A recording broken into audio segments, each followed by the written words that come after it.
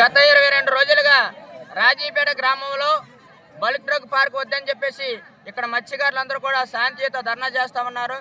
ఈ ధర్నాకు మద్దతు ఇవ్వడానికి బీసీవై పార్టీ రాష్ట్ర అధ్యక్షులు బోడే రామచంద్ర యాదవ్ గారు ఈ రోజు మద్దతు ఇవ్వడానికి వస్తామంటే ఆయన్ని రాజమండ్రిలో గృహ నిర్బంధం చేయడం పచ్చి దుర్మార్గం అని చెప్పేసి ఈ సందర్భంగా తెలియజేస్తా ఉన్నాం.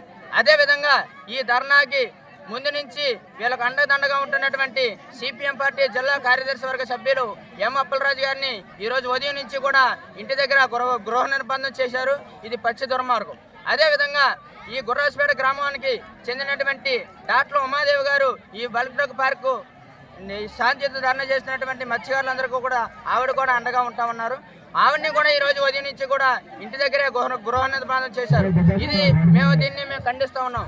ఎందుకంటే ఈ రాష్ట్ర హోంమంత్రి గారు ప్రతిపక్షంలో ఉన్నప్పుడు అనేక ఉద్యమాలు చేశారు, అనేక పోరాటాలు చేశారు. అప్పుడు పోలీసులు నిర్బంధం చేస్తూ ఉంటే ఇప్పుడు ఉన్నటువంటి హోమ్ మినిస్టర్ గారు ఆ రోజు మాట్లాడారు, ప్రజాస్వామ్య భారతదేశంలో పోలీసులు రాజ్యం నడుస్తూ ఉంది, ఈ ఆంధ్రప్రదేశ్ రాష్ట్రంలో పోలీసుల రాజ్యం నడుస్తూ ఉంది, ప్రజాస్వామ్యం కూని అవుతా ఉంది అని చెప్పేసి చెప్పారు.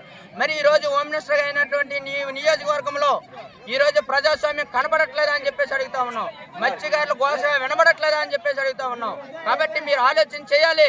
వెంటనే రాష్ట్ర ఉప ముఖ్యమంత్రి, రాష్ట్ర ముఖ్యమంత్రి గారి దృష్టికి తీసుకెళ్లి వెంటనే బల్క్ డ్రగ్ పార్క్ రద్దు చేసే వరకు మీరు వెంటనే నిర్ణయం చేయాలని చెప్పేసి ఈ సందర్భంగా తెలియజేస్తా ఉన్నాం. వెంటనే బేషరతుగా మీరు ఎవరైతే అక్రమ అరెస్టులు చేశారో, ముందస్తు అరెస్టులు చేశారో వాళ్ళందరినీ కూడా బేషరతుగా విడుదల చేసి మత్స్యకారులకు అండగా ఉండడానికి వాళ్ళకు పర్మిషన్ ఇవ్వాలి. లేకపోతే ఈ ఉద్యమాన్ని మరింత ఉధృతం చేస్తామని చెప్పేసి ఈ సందర్భంగా తెలియజేస్తా ఉన్నాం.